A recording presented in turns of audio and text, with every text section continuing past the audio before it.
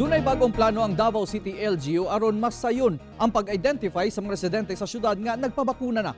Sayro nato ang detalye pinaagi sa report ni Sheila Vergara Rubio. Live, Sheila. Real gilaro karon sa Davao City LGU nga i-incorporate ang vaccine details sa mga Dabawenyo ato sa DQR system nga magamit sa umaabot nga panahon sa pag-ila kinsa mga fully vaccinated na. Anaa sa 24 ka vaccination site ang abri karon sa Davao City. Pipila niini anaa sa mga eskwelahan, mall ug mga ospital. Sumala ni Vaccination Program Head Dr. Josephine Villafuerte nga Pfizer ang gamit nga bakuna sa tanang vaccination site karong panahona dinhi sa Davao, alang ngadto sa mga nahilakip sa A1, A2 ug A3 priority list.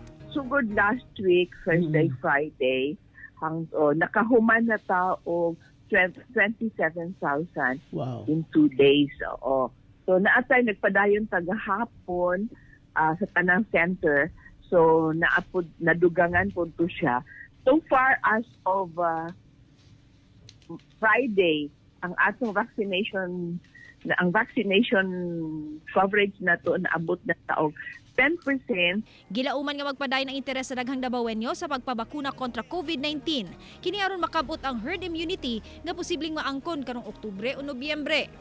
Sa kasamtangan, ginaauhag sa kagamhanan ang mga Dabawenyo nga moparehistro sa pagpabakuna pinaagi sa DQR system. Gipasabot sa Davao City LGU nga gilaraw manggod nila nga i-incorporate ang vaccine details sa mga Dabawenyo ngadto sa mga DQR nga mabsilbi puhon nga vaccine passport nga magamit matag mosulod sa mga establisimento ug uban pang katuyuan niini. Mura siya og vaccine passport, meaning pag ipakita nimo ang imuhang DQR, mogawas dito kung fully vaccinated na ba ka, or first dose ka pa lang, or wala pa gyud ka naka-vaccine. No, kasi this is in preparation also nga maybe the time will come where we will open our kanang economy tapos na ay ubang mga establishments who would want to check kung fully vaccinated na ba ang individual, at least na ana ni siya, ready na ni siya. Sa inisyal nga pahayag sa web developer nga sunod bulan, Hulyo, posibleng ready na ni nga sistema nga madugang ang vaccination details ngadto sa mga DQR. Pialala sa mga naunang nabakunahan sa Davao kinsa wala miagi sa DQR system nga registration, ginatunan usab ang posibilidad nga ma-upload ang details niini ngadto sa ilahang DQR. Real.